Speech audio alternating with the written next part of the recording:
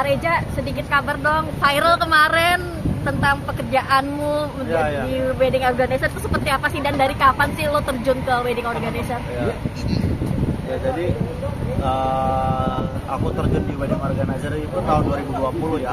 2020 awal banget pandemi itu, karena basic aku di musik, karena juga di 2020 musik turun drastis ya. Kita bingung juga ngapain, akhirnya ada teman tuh yang ngajak, coba deh sini ikut DWO. Akhirnya aku coba, aku belajar dari situ. Oh ternyata asik juga ya. Tau-taunya aku post di TikTok viral. Gitu sih. Iya, gimana reaksinya?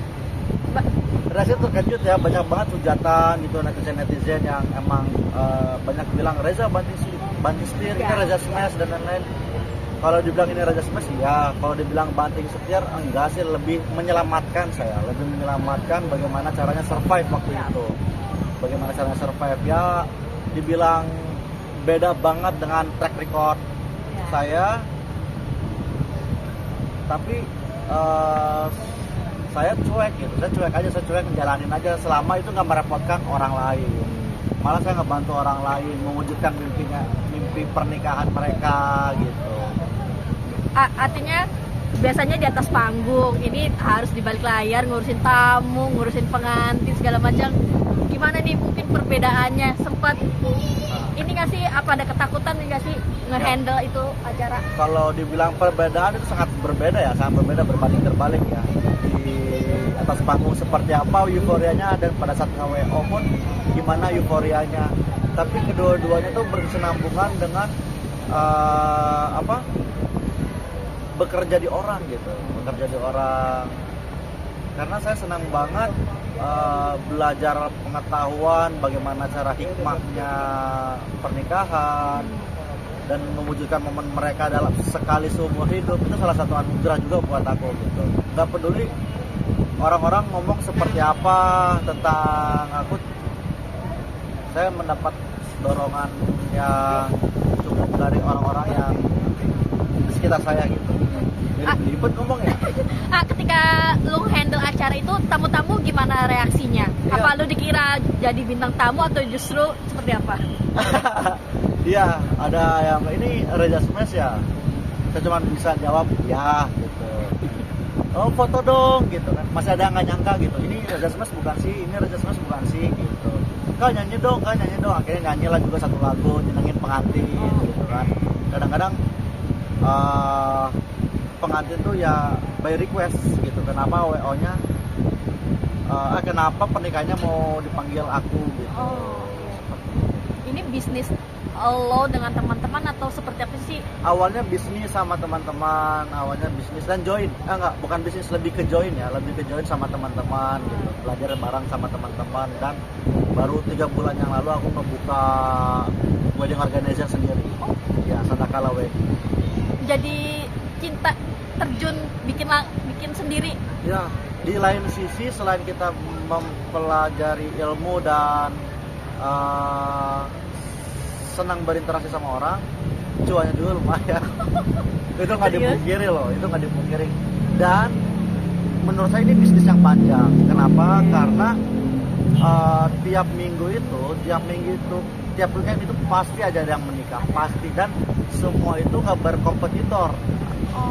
Mereka itu bukan bersilat, oper lambung gitu. Jadi kalau gua penuh, oper dong ke lu gitu. Jadi saling bantu, saling mensupport gitu. Itu sih yang gua salutnya sama di bidang wedding organizer ini. Oke, berarti untuk ini dikesampingkan dulu smashnya atau gimana nih? Enggak, tetap smash tetap nomor 1, jadwal smash nomor 1. Ketika smash nggak ada job, aku ambil wedding organizer. Oke. Biasanya kan tadi Reza bilang pendapatannya cukup lumayan. Itu kisaran dari berapa sampai berapa sih?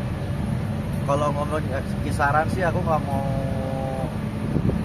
angkat bicara ya, karena takut dibilang gimana. Yang penting itu menyelamatkan diri saya dan mencukupi diri saya. Oke. Ini berapa orang yang di Reza sendiri? Apa? Yang handle selain Reza? Untuk klien yang aku pegang sendiri. Alhamdulillah dari 3 bulan yang sampai Jalan. 3 bulan sampai sekarang itu 6. Tapi kalau ngebantu teman udah ratusan mungkin. Udah ratusan Kerjanya kayak. sendiri, Ya, kerjanya sendiri emang sendiri yang handle apa banyak tim yang lain atau untuk yang punya saya sendiri yang handle.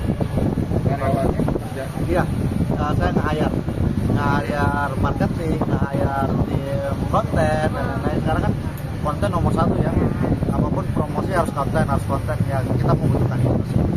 Yang menjadi bedanya dengan WO yang lain punya Oh. Areja apa? Ganteng-ganteng. Nggak ganteng-ganteng juga, tapi mereka punya skill yang benar. Attitude itu profesionalismenya nomor 1 gitu kalau pakai wedding organizer aku sendiri. Untuk wilayah sendiri Apa? Jabodetabek, wilayah untuk acara itu maksudnya yang Pakai jasa lu apakah seputar Bandung atau bisa keluar kota, Pak? Nah, untuk sementara sih aku masih Jabodetabek ya, karena kalau misalnya keluar kota pun itu harus ada akomodasi karena base-nya kita tuh di Bandung.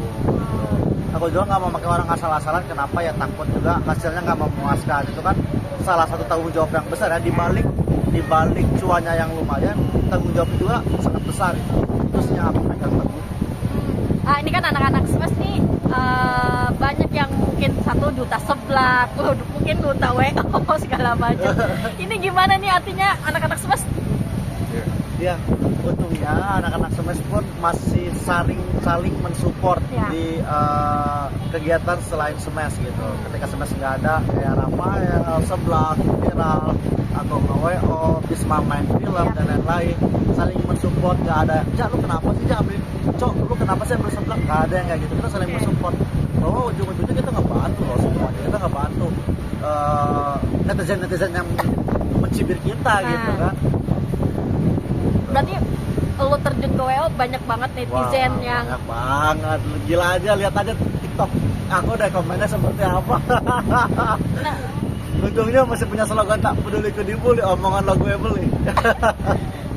tapi sempet buat lu down gak sih ketika lu terjun ke bisnis WO? Ya betul, kalau dibilang down, wah itu awal banget. Berarti tahun 2020, 6 bulan pertama itu pas itu aku ngalamin yang namanya depresi.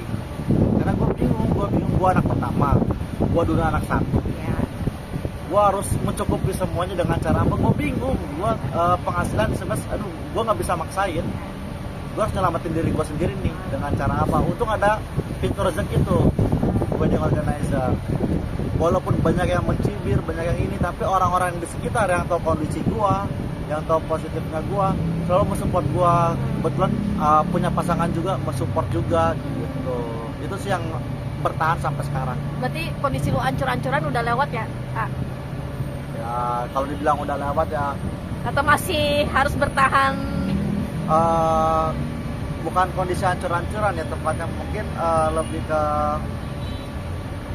agak-agak susah, gimana ya, bingung ya jelasnya, tidak apa, mencukupi sekarang, mencukupi gitu. tapi itu bidang itu emang dikuasain, emang punya Ya kita nggak bisa asal-asalan seperti itu ya, karena apalagi kalau misalkan mereka itu bawa adat, itu adat kita harus benar-benar belajar, adat Batak, adat Sunda, nggak bisa asal-asalan. Apalagi kalau dapat pengantin yang emang pengen hikmahnya tuh di adat gitu. Itu makanya saya baru bisa 3 tahun belajar, 3 tahun terjun di WO baru bisa buka sendiri gitu. Saya nggak mau asal-asalan juga. Oke. Tapi ketika awal buka ini bisnis apa ya? Modalnya artinya cukup besar nggak sih untuk bisa bikin sebuah WO atau gimana? Kalau dibilang modalnya nggak cukup besar, kita berani apa nggak berani seperti itu sih. Kita berani nggak gitu, kita berani nggak, karena selain modal kita harus juga terima ocehan klien gitu. Ocehan klien yang bukan ocehan ya, klien tuh kan lebih ke cerewet, dan kita memaklumi karena pengen perfect Ya. dan itu kita harus menurunkan ego yang biasanya gua di atas panggung sering ngatur, gua pengennya ini, pengen itu, sekarang gue yang disuruh, kamu harus ini, kamu harus itu yang harus kita turunin, karena jasa yang kita jual. Ada pengalaman tidak mengenakan atau enak semua justru? Kalau tidak mengenakan ya itu emang resiko jadi wedding organizer, karena attitude-nya harus kita tahan gitu. Attitude-nya harus bagus. Dengan cara apa? Banyak kok pengantin, banyak kok keluarga yang emang karena moodnya kurang bagus gitu kan, jadi marah-marah. Ini kenapa sih antriannya panjang, ini kenapa sih kayak gini. Aku pernah ngerasa seperti kayak gitu. Dengan rendah hati aku harus kayak, oh iya maaf bu, oh iya maaf kak, gitu. Oke, Areja, mungkin sedikit dong. Ini kan tadi lu bilang apa ya, punya pacar, terus anak juga. Gimana nih untuk anak sendiri, kondisi lu masih bisa ketemu atau gimana? Untuk anak masih bisa ketemu, tapi kan sekarang aku emang LDR ya sama anak. LDR. Dia LDR. Dia di Bali kan sama ibunya, Oh. aku di sini. Ya, kalau misalkan ada acara dia ke Jakarta atau ke Bandung ya kita ketemu gitu. Gak ada halangan kok, aman-aman aja. Aman-aman aja. Umur berapa sekarang? Dengan cara apa, kalau misalnya ada kita video call terus kok. Umur berapa sekarang? Sekarang 4 tahun. Oke, 4 tahun. Tapi harus LDR ya. Iya. Ya sebenarnya kan ya emang sangat dirindukan ya, sangat dirindukan. Apalagi cowok gitu kan. Ya. Tapi kan cowok the first love-nya kan ibunya. Ya. Gak mungkin dong aku gimana, harus sama aku, gak boleh egois juga. Oke, kan tadi udah bilang udah punya pacar. Ada target gak sih, Areja? Untuk target, untuk sekarang aku masih fokus ke Smash dulu. Mungkin tahun depan, karena Smash juga kan baru ngeluarin single baru ya, judulnya Boyband. Aku masih mau fokus ke Smash dulu. Tahun depan insya Allah kalau ada rezeki lebih dan ada celah dikit, aku coba berumah tangga lagi. Bukan coba ya, insya Allah. Insya Allah.